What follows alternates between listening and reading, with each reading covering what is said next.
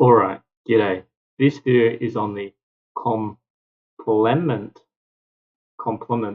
system.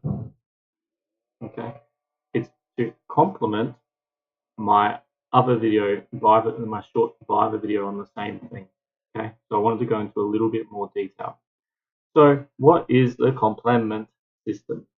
So, it is a plasma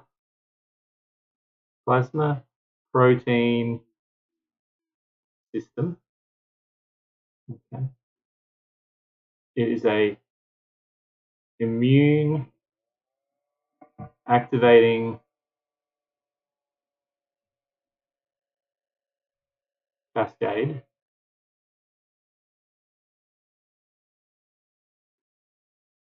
Okay, so it assists in both the innate and the adaptive immunity. Okay, now there are 9 complement proteins of CP. So it's C1 through to C9, and of those, the most important ones are C3 and C5. All right. So it's activated. There's 3 pathways. 1, 2, 3 pathways, and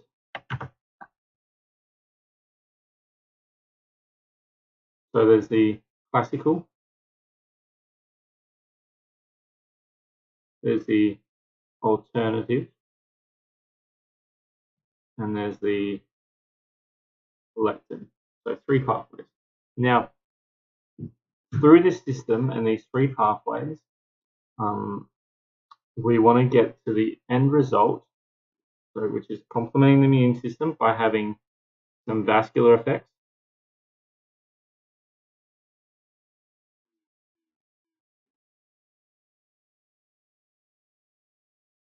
some chemotaxis, lysis of the microbes, and phagocytosis.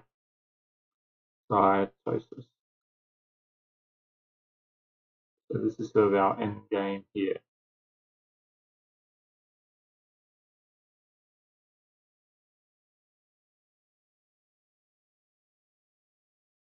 All right. So plasma protein system, immune activating cascade, the C1 to C9, but you have to remember C3 and C5. 3 pathways, classical, alternative, and lectin. So what the classical pathway is it's a antibody plus antigen complex. So it uses antibody plus antigen plus C1. And what that does, so C1 attaches to the antibody. And what that does is activates C3 convertase. The alternative pathway also activates C3 convertase, but it does it direct microbe. So it's directly triggered by microbial surface molecules. All right, surface. And that's endotoxins is an example. Lectin. So what lectin is that it's a plasma mannose binding lectin, and that binds to the carbs on the carbohydrate on the microbe, and that activates C1, which then activates C3 convertase. Okay, so 3 pathways get you to C3 convertase. What C3 convertase does is it cleaves C3, and it cleaves C3 into C3A, which is a small fragment, and C3B, which is a large fragment, or the rest of it, which is attached to a microbe.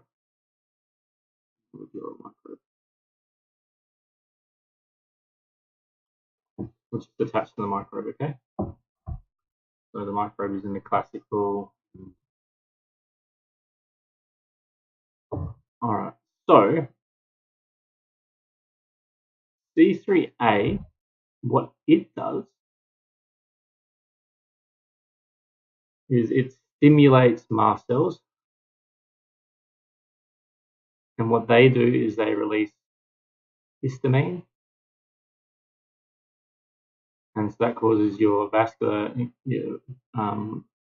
increased permeability and vasodilatation. So that's your vascular effect. Histamine in itself is also a chemotactic agent, so it promotes chemotaxis. So that's everything. That's what C3A does. Now, what C3B does is directly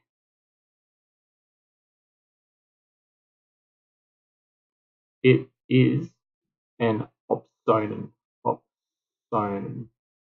And what it does is it marks the cells for phagocytosis. All right. Now, what else it does is it binds to other fragments that have been generated, and it makes C5 convertase, which does the same thing essentially as C3 convertase. And what it does is it cleaves C5 into C5A and C5B. So C5A in itself is a chemotactic agent.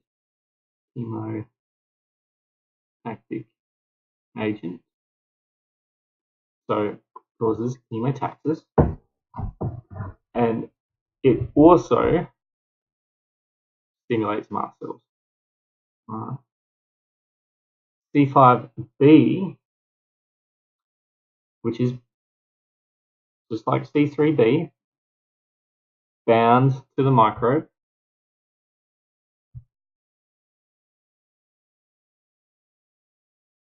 and what it does is it then binds to C6, C6, C7, C8, and C9. And what that does is it forms the membrane attack complex, or MAC. Okay, and so that MAC, let's draw it on this microbe here.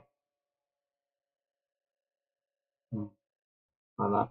So that is a complex that actually in itself does cell lysis. All right. So that's it. So just to go through it again, and I'll use white. So it's a so the complement system. What you have to remember is it's a plasma protein system. It's an immune activating cascade. The important ones is C3 and C5. All right. And there's three pathways: classical, which uses an antibody antigen complex; alternative, which is direct microbial surface molecules, so directly. All right. And the lectin, which is a carbohydrate. That makes C3 convertase. C3 turns into C3A and C3B. C3A stimulates mast cells. C3B acts as an opsonin, causing phagocytosis.